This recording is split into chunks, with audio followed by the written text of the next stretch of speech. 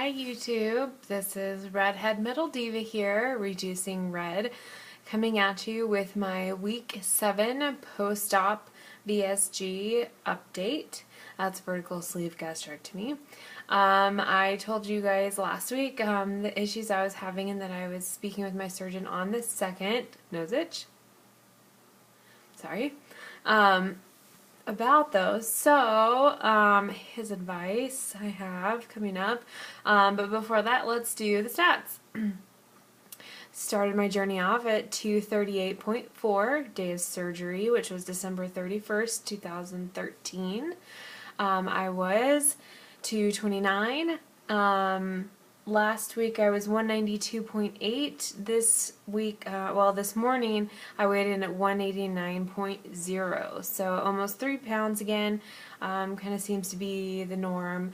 But the most exciting news, if you guys have watched any of my videos, the one thing I was really hoping to change health-wise,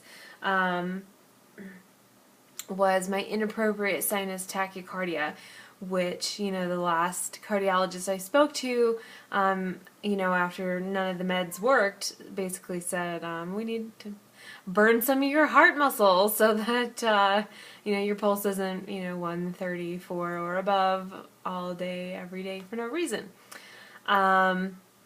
And I was like, hey, no, too young, no burning my heart, no cardiac cath for me, not what I want to do.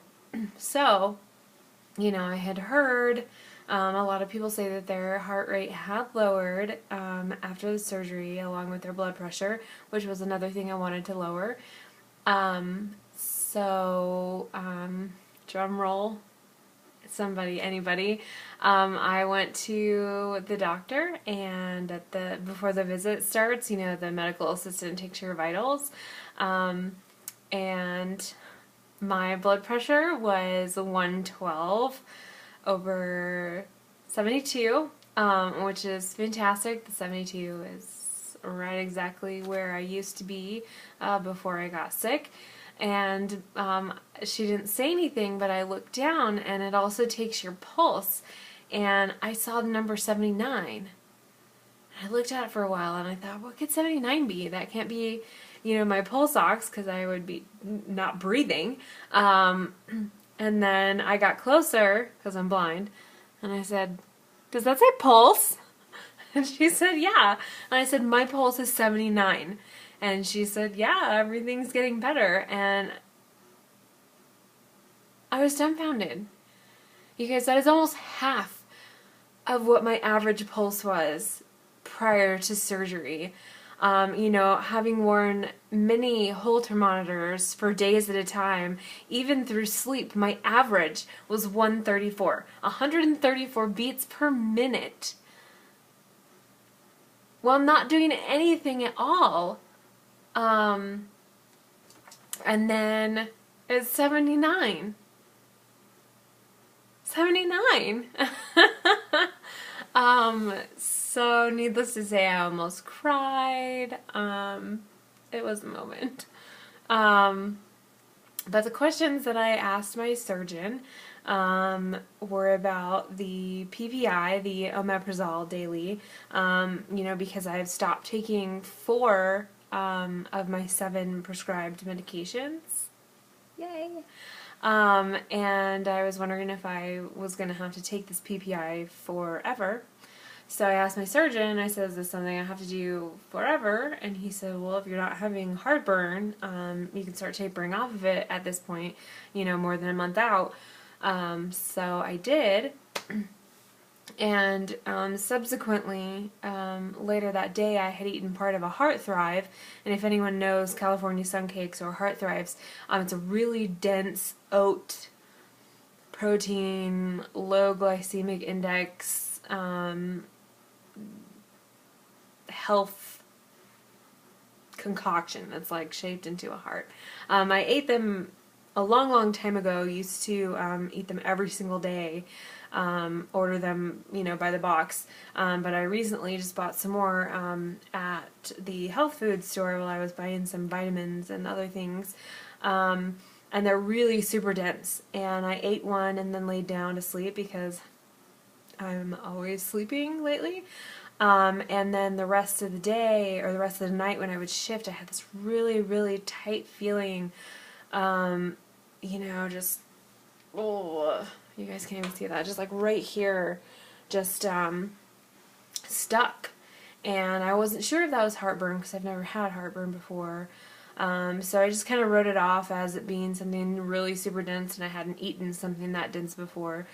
And the next day I didn't take the PPI, and at work one of my coworkers brought in a lasagna, and it was a drier lasagna than I normally eat or normally see. Didn't have a lot of sauce. I had a very small piece, over half an hour that we had for lunch. And then I had that same kind of feeling later in the afternoon at work, that kind of stuck feeling. And I didn't know if that was heartburn, like I said, because I've never had heartburn before. But after talking with my mom, I don't think it was heartburn because I guess that comes all the way up and mine didn't. I think it was just that was the first time I had pasta since surgery, and it wasn't, overly saucy, so it was probably a little bit harder to, to slide or go wherever it's going. So the next day I just took the PPI just to see.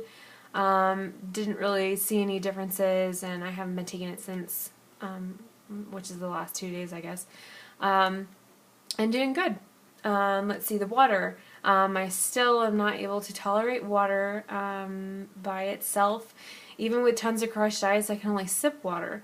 Now, if I add, a tiny bit of V8 Splash or Gatorade or something to it, I can just guzzle it.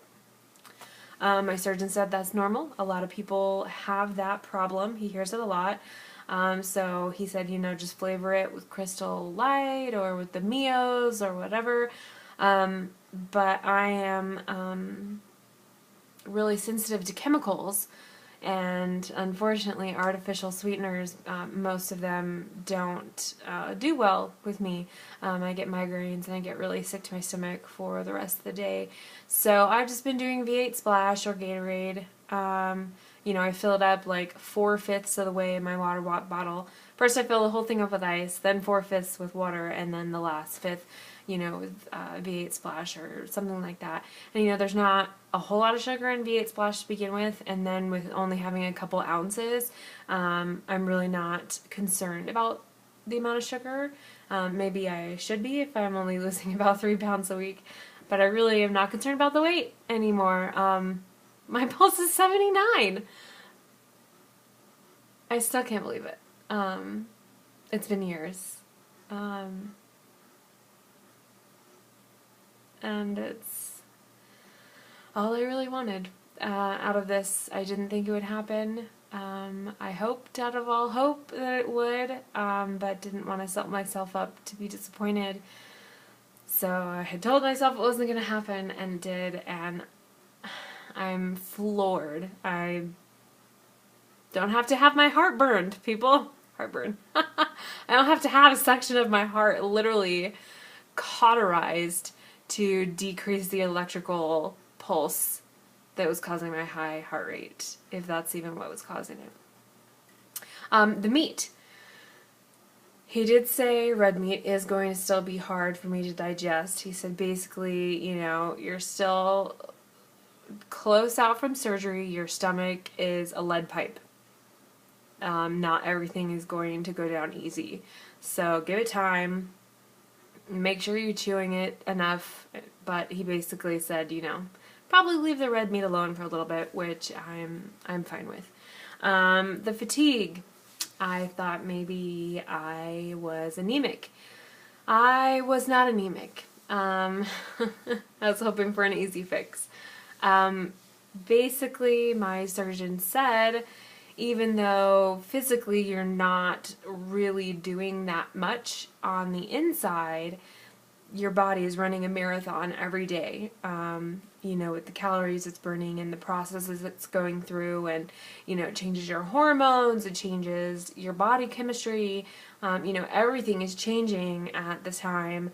So, you know, you're going to feel like you've run a marathon, and you haven't.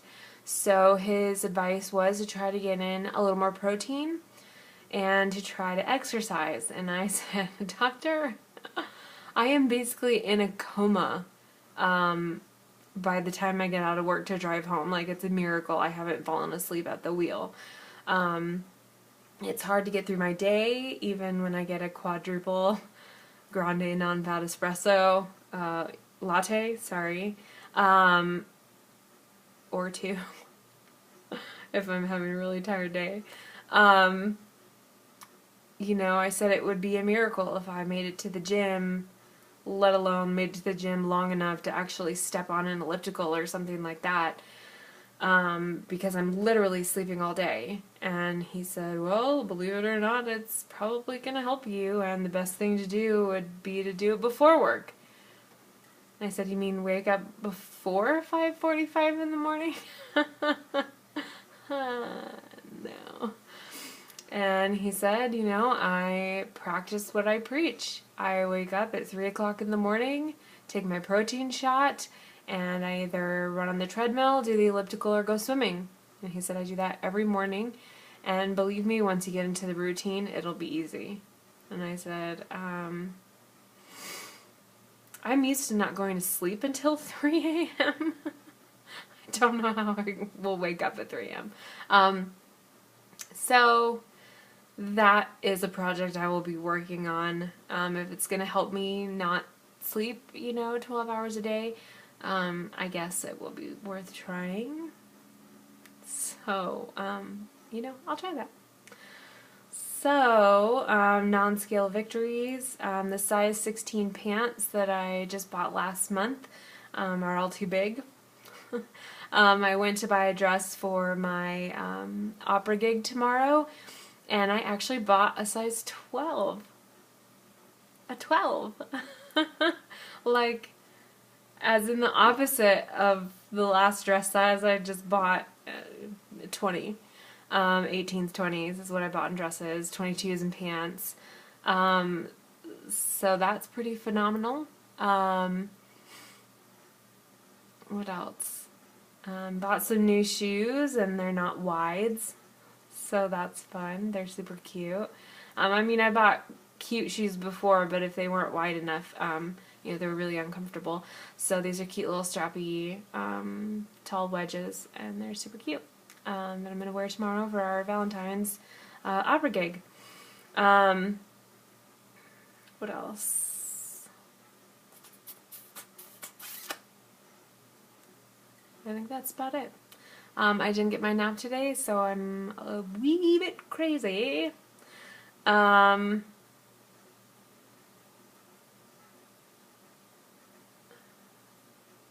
Sorry guys, totally spaced out there.